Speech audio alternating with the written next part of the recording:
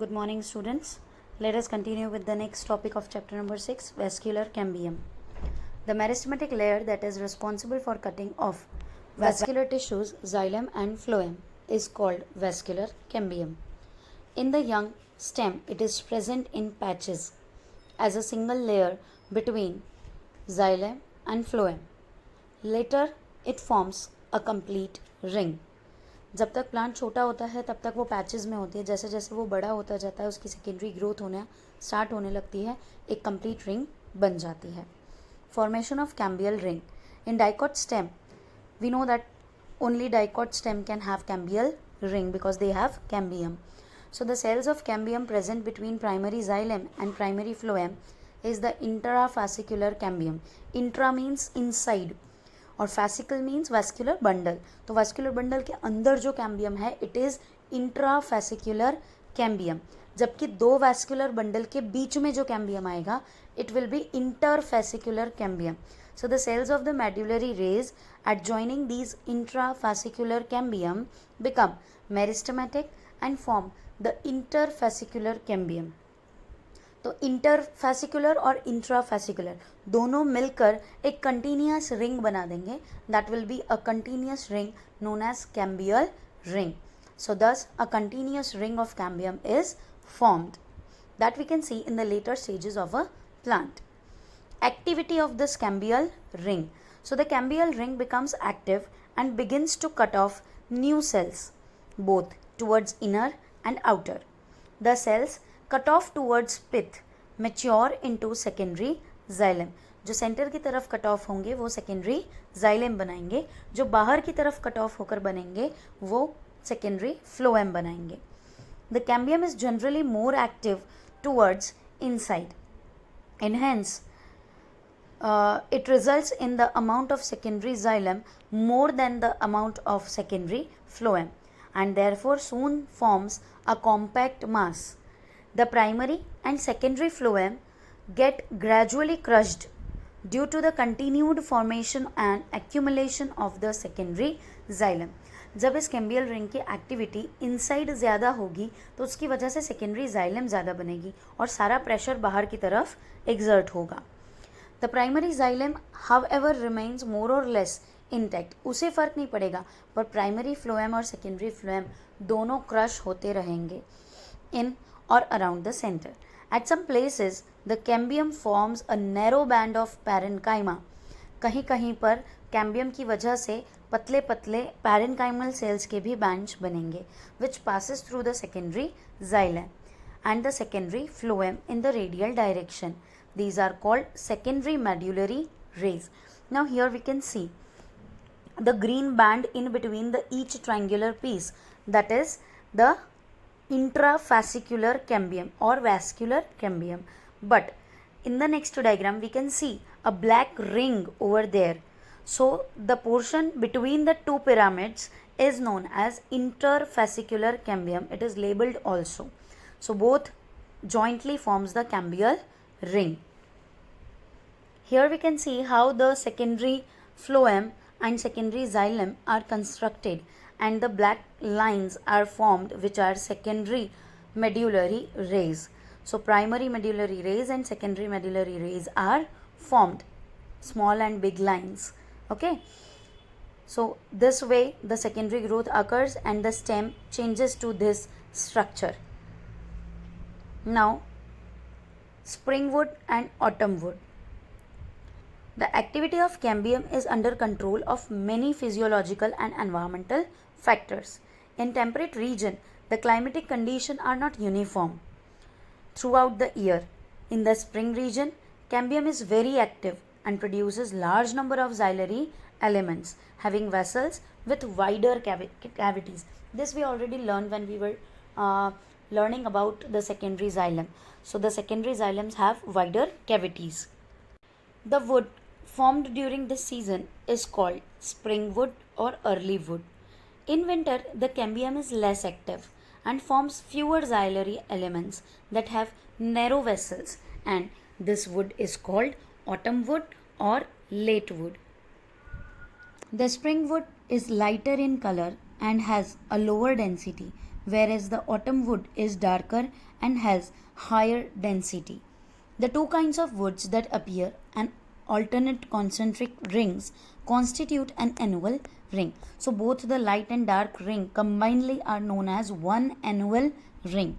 These rings seen in cut stem give an estimate of the age of the tree. We can just find the estimate. We cannot find the exact age from these rings. Heartwood and sapwood. In old trees, the greater part of secondary xylem is dark brown due to deposition of organic compounds like tannins, resins, oils, gums, aromatic substances, and essential oils in the central or innermost layers of the stem. These substances make it hard, durable, and resistant to the attacks of the microorganisms and insects. This region comprises dead elements with highly lignified walls and is called heartwood. The heartwood does not conduct water, but it gives mechanical support to the stem. The peripheral region of the secondary xylem is lighter in color and is known as sapwood. It is involved in the conduction of water and minerals from the root to leaf. You have to prepare difference between springwood, autumnwood, heartwood, sapwood. Okay. Next is cork cambium. As the stem continues to increase in girth due to activity of vascular cambium, the outer cortical and the epidermis layers are broken and need to be replaced to provide new protective cell layers. Hence, sooner or later, another meristematic tissue called cork cambium or phallogen develops, usually in the cortical region. Phallogen is a couple of layers thick. It is made of narrow, thin-walled, nearly rectangular cells. Phallogen cuts off cells on both the sides. Outer cells differentiate into cork or phallem, and the inner cells differentiate into secondary cortex or phalloderm. We know that cortex is the dermal layer, correct? So, secondary cortex is phalloderm and cork is phallem, while cork cambium is phallogen. The cork is impervious to water due to suberant deposition in the cell wall. The cells of secondary cortex are parenchymatous. Phallogen, phallem, and phalloderm are collectively known as periderm. In between phallogen will be there, outer side phallem, inner side phalloderm. Due to activity of the cork cambium, pressure builds up on the remaining layers peripheral to phallogen, and ultimately these layers die and slow off. Bark is the non-technical term that refers to all the tissues exterior to the vascular cambium, therefore including secondary phloem. Bark refers to the number of tissue types, for example, periderm and secondary phloem. Periderm involves three things. Bark that is formed early in the season is called early bark or soft bark. Towards the end of the season, late or hard bark is formed. There are various kinds of cell layers which constitute the bark. We have to count them. So secondary phloem, all the three layers, phallogen, phallem and phalloderm. After that, epiderm and hypoderms. These are the layers which forms bark. At certain regions, the phallogen cuts off closely arranged parenchymatous cells on the outer side of cork cells. These parenchymatous cells soon rupture the endodermis, forming a lens-shaped opening called lenticel.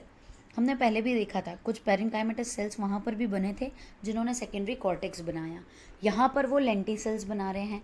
These are comparable to stomata. जैसे stomata gaseous exchange कराता है वैसे lenticels भी gaseous exchange में मदद करते हैं. Lenticels permit the exchange of gases between the outer atmosphere and the internal tissues of stem. These occur in more woody trees. Secondary growth in roots. In the dicot root, the vascular cambium is completely secondary in origin.